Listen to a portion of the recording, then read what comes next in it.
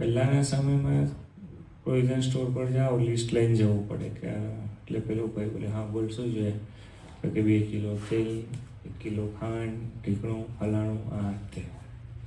હવે તો પેલું શો ઓફિસમાં એવું ગોઠવ્યું હોય ને, ના લેવું હોય તો લઈ લે. આ બધું ખ્યાલ આવતો નથી. રસ્તા પર આપણે ચાલતા હોઈએ, નહીં વાંચવાના, બોર્ડ વાંચવાના. અબ્દુલ ચિકન સેન્ટર, એટલે આપણે શું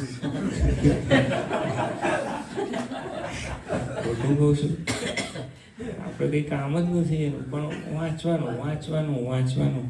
અને એવા કોઈક વિસ્તારમાંથી નીકળ્યા હોઈએ તો બધા એ જ અજબ રજબ ગજબ બધું ચાલ્યા કરે સ્વામીજી.